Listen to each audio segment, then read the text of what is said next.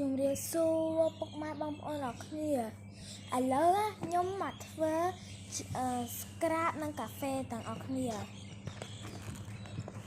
រវាងកាហ្វេនិង scrap បងប្អូនឲ្យខ្ញុំយកមួយណាដើម្បីឲ្យម៉ាក់ខ្ញុំញ៉ាំនិងលាបឲ្យសឬមួយក៏ស្រក់គីឡូនិងមានគុណភាពល្អបើខ្ញុំវិញខ្ញុំយកទាំងពីរយកអានេះមួយហើយកាហ្វេនេះមួយបងប្អូនអរគ្នាមានគុណភាពល្អខ្លាំងណាស់បងប្អូនអរគ្នាមកកញ្ចប់វាមាន80តែមកខ្ញុំប្រើអស់3ហើយអញ្ចឹងវានៅសល់ប៉ុន្មានទេ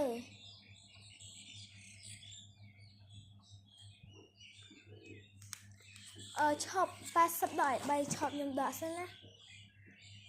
សល់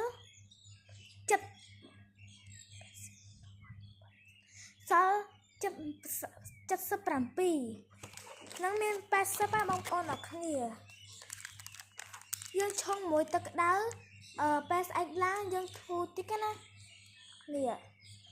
អត់ប៉ះពាល់ដល់សុខភាពទេអ្នកមានកូនហើយពេលដកកូនចេញពេលញ៉ាំនឹងទៅអីទេតែចង់និយាយថាអ្នកមានកូនញ៉ាំពេលដកកូនទៅញ៉ាំអត់បានទេដកកូនឈប់បានញ៉ាំបាន